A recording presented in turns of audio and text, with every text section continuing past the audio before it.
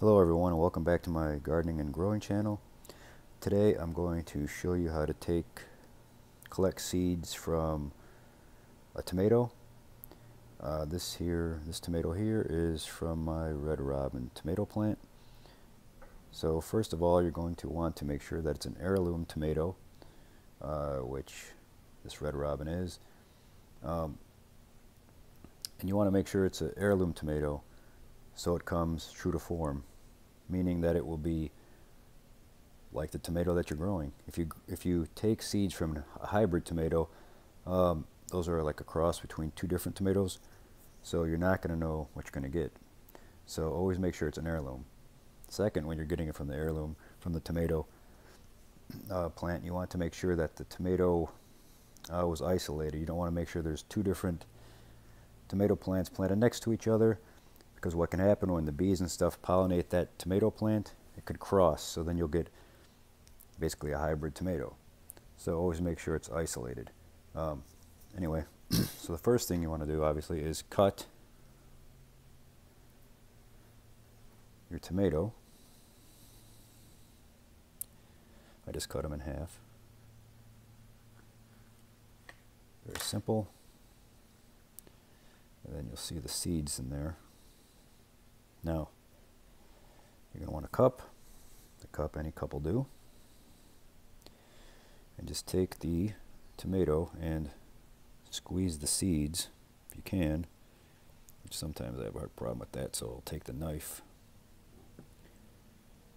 and scrape them into the cup. Like so. That's a small tomato, it doesn't have a lot of seeds in it. Those are out.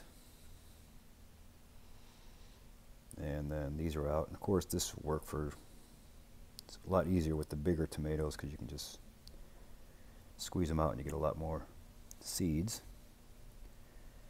Get those into the cup. More under the part there. So once you get all the seeds in there, and I'll get the rest of these out later, you want to take some water and put water and just barely cover the seeds. So I'd normally go to the sink and do it, but for demonstration purposes I'm using this glass. So you're going to go ahead and put some water in there, kind of barely cover the seeds like that. So you do that, stir them up. And what you're going to want to do after that is cover it up with plastic, keep fruit flies and all that stuff out, poke a few holes in it,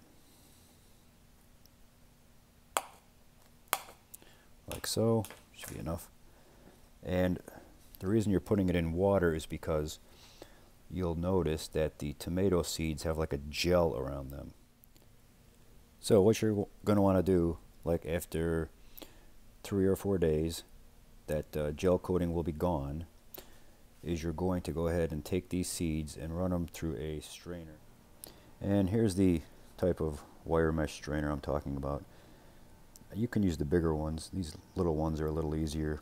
You can just put the seeds in here and rinse it off and then dump them onto the paper plate, but you just want to make sure it's a fine kind of screen mesh like this so the seeds don't wash through when you're trying to rinse them off.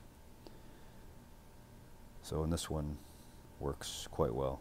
You'll do that and rinse them under the sink, because they might actually smell a little bit after a few days because they've been fermenting.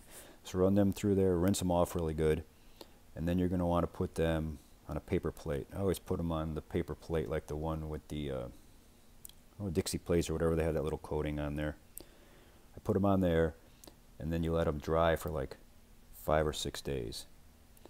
So let them dry for 5 or 6 days, and then you'll be ready to go ahead and put them up for storage. And you want to make sure they're dry, because if you put them in the container while they're still damp, you're going to get mold, they're going to rot, stuff like that.